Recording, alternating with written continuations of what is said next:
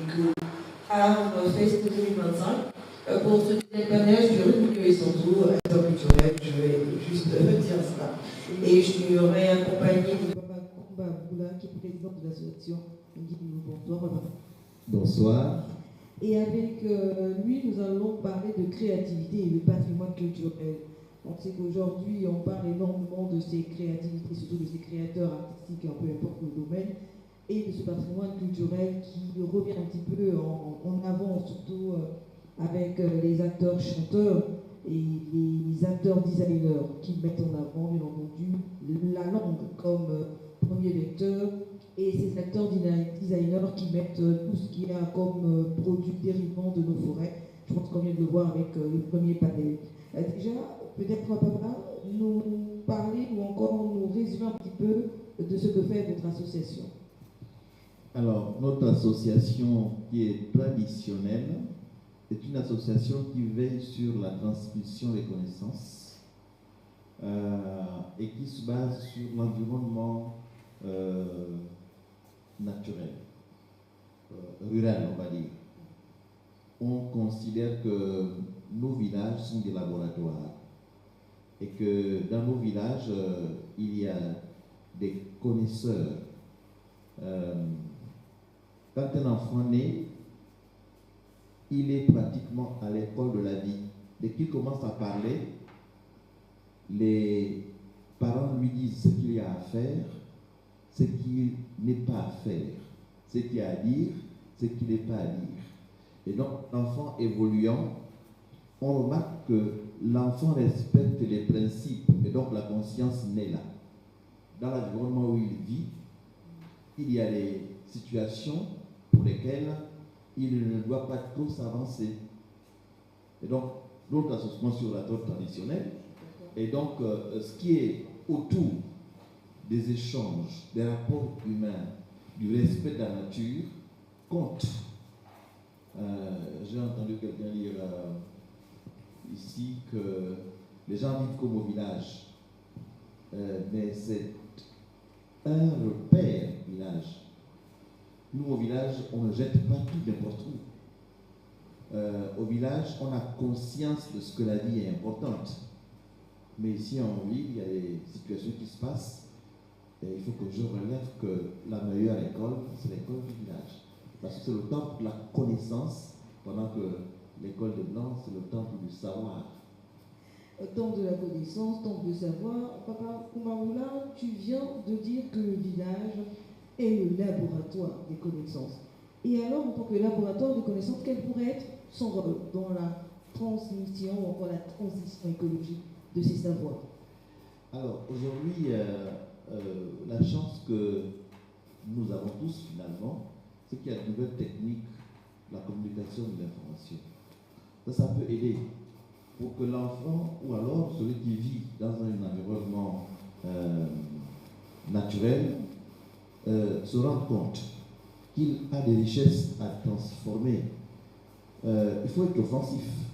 Ce que nous avons dans nos villages, comment faire en sorte que ce patrimoine-là soit connu du public, même des autorités, pour qu'ils viennent vers nous. Il faut que nous allions vers eux et qu'on soit offensifs. On remarque qu'il y a au village des situations nouvelles qui intéressent l'industrie culturelle. Il y a beaucoup à transformer au village. On avait dit tout à l'heure avec la noix de coco ou la noix de balle. C'est le contact avec l'environnement naturel qui a inspiré l'artiste. Et donc, il n'y a aucune barrière, il y a possibilité de rendre notre environnement naturel utile dans l'industrie culturelle. Papa Koumaoula, vous parlez énormément de village, mais beaucoup d'entre nous, ou encore presque certains d'entre nous, désertent ces villages, ont peur de ces villages. Et étant du sud, et de nombreux autres du sud, il y a certaines contrées où on parle de fantômes. Pourquoi on ne voudrait plus aller au village? Alors comment faire en sorte que cette génération actuelle puisse transmettre justement à la génération future pour pouvoir aller dans ce village où il y a le véritable sens centre de ce savoir qu'on pourrait dire comme en Égypte. Comment? Alors, il faut être organisé. Il faut être organisé. Nous l'avons entendu, ça demande des moyens, oui, mais notre association Guillermo, par exemple, est à sa 5e édition du festival culturel. On fait le tour du Gabon. On avait commencé à Tchibanga et on a fait le moyen de chez le Gabon de Bajandi. On a fait le Wallintem avec Papa Gansa et Sondengue. Voyez-vous que dans l'agonie avec Papa Paul Malekou, nous allons vers les détenteurs de la connaissance. Il faut créer des situations attractives. Là, je parle du village. Ceux qui nous suivent vont se poser des questions. Au village, souvent, les gens disent que le village, c'est un appel.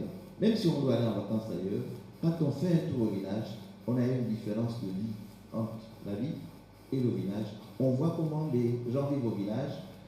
Le simple regard, une attitude est une communication au village. Par exemple, comment le savoir? Ce qu'on mange ici, souvent dans les médias, c'est pas souvent ça, mais au village, on mange bio. Et quand on mange bio, on découvre certains mets au village. Mais c'est de l'art. Il faut appeler, il faut qu'on soit organisé, même s'il y a peu de moyens. Mais les moyens que nous avons, peu de moyens. Ce qui compte, c'est la volonté humaine. Ce n'est pas possible de moyens.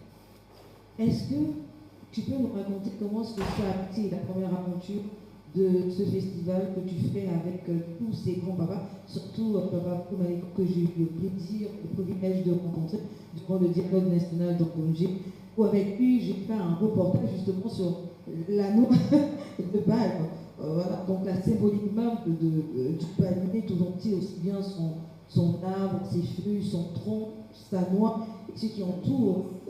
Comment est-ce que vous avez fait, vous, ces anciens du Sud, pour pouvoir réfléchir à organiser ce festival? Parce qu'on a fait un constat. On a fait un constat, on remarque que les jeunes sont déconnectés du village, mais ce n'est pas de leur faute, c'est parce que nous-mêmes ne partons pas au village. On est en ville, on se plaît dans l'environnement qui n'est pourtant pas le nôtre. Et les enfants qui naissent ne connaissent que ça. Pardon de Papa Paul Malekou, mais c'était pour moi une chance. C'était un privilège de rencontrer un monument comme celui-là. Nous sommes allés vers lui et il était ému. C'est l'occasion, je profite de votre tribune pour annoncer qu'on a un festival, Luango à Mayumba, du 19 au 29 août. Mais Luango, ce n'est pas un pays, c'est toute une zone. C'est tout un royaume. C'est le Congo, c'est le Gabon, c'est l'Angola. Mais voilà une situation qui interpelle beaucoup de monde. Beaucoup appellent pour dire comment on fait pour être à Mayumba. Vous pouvez le trouver. Et par rapport à l'époux, et parmi ceux qui vont intervenir. C'est autour de notre tradition étant orale, c'est avec des gens, des papas comme ça, unité à signification. J'ai entendu parler de la perdrix, mais c'est tout un symbole qui ne parle qu'à, qui ne chante qu'à des périodes données. Soit dit en passant, c'est mon terre. Voyez-vous, quand on vous parle de ces choses-là, parlons comme ça, parler simple, on a envie de savoir pourquoi une perdrix chante à une heure donnée, pas à une autre. Voyez-vous que l'environnement du village nous amène à creuser, nous amène à transformer cet héritage-là en industrie culturelle. Beaucoup viendront au village pour découvrir qu'est-ce qui se passe là. On parle d'industrie culturelle, c'est un mot qui est l'amour depuis, je ne sais pas, 3 à 4 ans dans les médias, aussi bien à la radio et autres, industrie culturelle. On ne sait même pas si véritablement eux-mêmes, les artistes, ils savent véritablement ce qu'on entend par l'industrie culturelle. Et par rapport à ce festival de Luango, ça m'interpelle un petit peu. Est-ce qu'on pourrait peut-être expliquer à tous les internautes qui sont connectés et puis à ceux qui sont ici avec nous, ce rappel au Luango? C'est vrai qu'il y a eu des recherches qui ont été faites sur cette exportation même durant les journées de la reconnaissance de l'esclavage et les afro-descendants ont parlé un petit peu de ce grand peuple, de ce grand royaume qui a été disséqué, exporté du côté des États-Unis après et parti du côté des îles antillaises que l'on connaît aujourd'hui et font un retour vers les côtes, aussi bien toutes les côtes qui ont traversé ce bateau l'Inisia.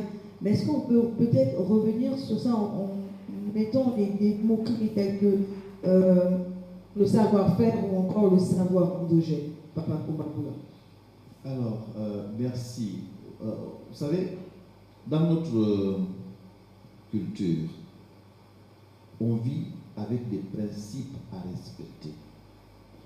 On ne peut pas être un grand peuple, un grand royaume, parlant de Luango, sans avoir des références qui marquent l'opinion. Dans le royaume de Luango, par exemple, la vie était autour des jeunes filles, par exemple, ordonnée. Quand je parlais des enfants qui grandissent, quand l'enfant prend conscience de ce qu'on lui dit, à un âge donné, si c'est un garçon, il est retiré du tronc commun pour qu'il soit initié, pour parler simplement de Umweli. Umweli, on ne prend pas les bogas. C'est simplement un environnement où on donne des conseils, on conscientise de plus en plus. Parce qu'on a remarqué que cet enfant-là est conscient, s'il continue à être avec tout le monde, il y a des valeurs qu'il va perdre. Pour la femme, c'est Onjebe, par exemple. Ce n'est pas sorcier, c'est une organisation de la vie qui permet à ce peuple-là d'avoir une identité. Au Luango, une jeune fille qui a 13-14 ans, on sent qu'il va être bientôt au contact des hommes, par exemple. On la prend, on l'initie entre autres au Chikumbi. On lui donne des rudiments de vie, comment gérer une famille.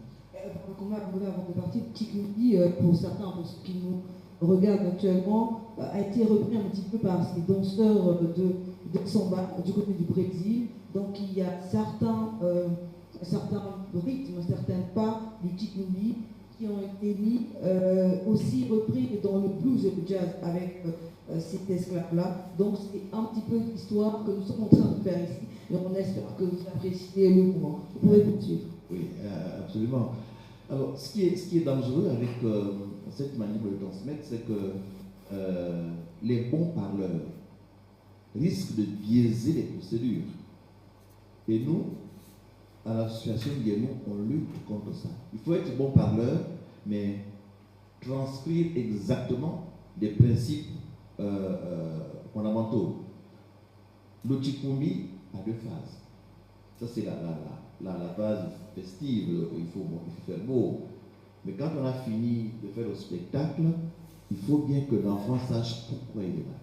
S'il est là uniquement pour apprendre, mais ça lui charge l'esprit et il est, comme on dit ça, l'enfant est poussé. Il faut détendre. C'est le côté donc de la danse.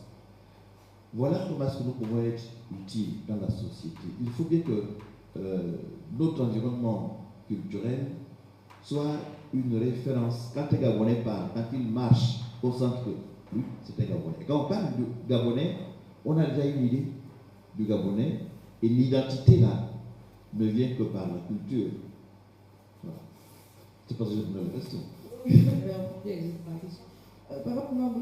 Pouvons-nous aborder cette fois-ci le volet patrimoine que l'on pourrait retrouver peut-être dans certaines de nos régions, qui pourrait aussi être une sorte de carte qui nous identifie partout où on est pour dire qu'on est aussi gabonais. Oui, alors, quand on avait commencé à Tchibanga en 2020, on est allé chez un papa qui a réussi à faire de sa maison pratiquement un musée. Parce qu'on a retrouvé des anciennes nattes, par exemple, ceux qui ont de la matière, autour d'eux, des gens qui, après leur vie, reprennent le flambeau. Et ce côté est un côté que nous devons matérialiser, il faut intéresser ceux qui sont autour à aller vers ceux qui ont de la connaissance pour ne pas qu'en disparaissant, qu'ils apportent, qu'ils amènent tout avec eux. Voilà. Et aujourd'hui, on est dans cette grande famille écologique. Alors, comment est-ce que vous voyez ça par rapport à votre association, votre structure et surtout ces jeunes-là qui peut-être viennent vers vous très souvent vous demander conseil? Science sans conscience est ruine de l'âme. Si notre environnement est agressé parce que les jeunes aujourd'hui estiment que en faisant par exemple des chapeaux avec les feuilles de palmier, ils gagnent beaucoup d'argent, mais il faut qu'ils soient conscients qu'en détruisant le palmier, demain j'aurai plus de palmier. Il faut que chaque acteur, grâce à la conscience, remarque que même si ce que j'ai à utiliser m'apporte de l'argent, je ne dois pas détruire mon écosystème. Je disais à quelqu'un que nous avons chez nous une pêche saisonnière. Nous n'allons pas en brousse camper pour la pêche et détruire ce qui est autour de nous. Souvent, nos parents nous conscientisent pour dire cette feuille-là nous servira la prochaine fois qu'on viendra ici, et donc prenez une partie, laissez une autre partie. Voilà la conscience. Et il faut que la chance que nous avons avec des jeunes producteurs, avec des jeunes qui sont inspirés, il faut qu'il y ait une dose de conscience. On n'est pas détruire l'écosystème. Aujourd'hui, on parle de la destruction de la couche d'ozone. Mais c'est parce que ceux qui produisent ne s'occupent même pas de la conséquence. Eux, ils s'occupent de ce qu'il y a à gagner derrière leur activité. On s'achemine La fin déjà. Oui, voilà. On espère juste que tous les internautes et toutes les personnes qui sont présentes apprécient le débat. Je suis avec Papa Kumbapoula, qui n'est autre que le président et on parle de créativité et de patrimoine vivant. Ce patrimoine est-il véritablement vivant pour vous? Toi, ce que je crains, c'est que ce patrimoine tend à s'effriter, parce qu'il n'y a pas la relève réellement. C'est pour ça que Guélo existe, pour dire, venez au village, il y a certainement un pan de ce patrimoine qu'on ne maîtrise pas trop. Si je sais chanter, il faut qu'après moi, qu'il y ait un chanteur qui me remplace. Peut-être qu'il fera mieux que moi. Si je sais faire donc, il faut que les gens soient autour de moi. Pour que quand je disparais, il y ait quelqu'un qui fasse la même période ou sinon mieux que moi. Là, doit être assuré. Mais uniquement par le fait qu'il y ait un contact avec des acteurs capables de pérenniser notre culture, notre art, et tout ce qu'il y a autour. On est à la fin. Peut-être rajouter quelque chose? Oui. Mais le mot que je retiens le plus de toi, c'est de savoir que le village est un véritable laboratoire. Ouais. Peut-être pour terminer. Ouais. Alors, tu vois bien déjà vers le village. Très sincèrement, on dit l'université, c'est le temple du savoir. La culture, c'est le temple de la connaissance. Mes parents au village savent quelles feuilles soignent. Ils sont pas là l'école, mais c'est l'école de la vie. Il faut que chacun de nous prenne conscience qu'il a une origine. Et sa fierté doit être collée à son origine. La langue, les langues que nous avons ici, c'est une richesse. La diversité de nos langues, c'est une richesse incommensurable. Pourquoi pas quelqu'un qui parle en balopo comme moi, soit en face de celui qui parle en fan, chacun parlant en sa langue, l'autre comprend et répond à ça. Voyez-vous que là, quand on fait, et c'est Papa Popo qui nous avait conseillé ça, avec le général Pépé Olunga, qui aussi, avec nous dans l'association Guéno, voilà, qui nous avait conseillé de faire les classes de langue. Puisqu'on parle en français, on va dire autrement, c'est classe de langue. Mais c'est des rencontres simplement qu'on aura entre les Lumbu, les Balumbu, les Vili, même les Fans. Quand on passe un moment ensemble, on retiendra forcément que tel nom-là, avec tel autre nom, signifie la même chose. On était là avec le grand Mouba Janvier. On était émerveillés de voir les Fans parler en Fang. Le Bapounou répond en Bapounou. Mais il n'y a pas d'intermédiaire. Chacun parle en sa langue et ils se comprennent. Ça se passe où? Dans l'environnement de nos parents, au village. Venez au village, il y a beaucoup à découvrir. Ce n'est pas le temps d'un panel qu'on aura, mais l'appel, c'est repartir dans nos villages. Et aujourd'hui, les gens qui sont en contact de la civilisation moderne pourront remarquer qu'au village, tel, on va dire quoi, tel instrument peut aider à changer la donne pour créer une attraction. Merci. Bien, on était avec Papa Kouba Bouna, un grand homme de culture, président de l'association Rémo. On parlait de créativité et de patrimoine vivant. Je suis retenue les Sambou. J'ai été honorée et ravie de partager ce panel avec ce grand homme. Et encore merci au Goodbye Eco Fest 2025. On se retrouve prochainement. Au revoir.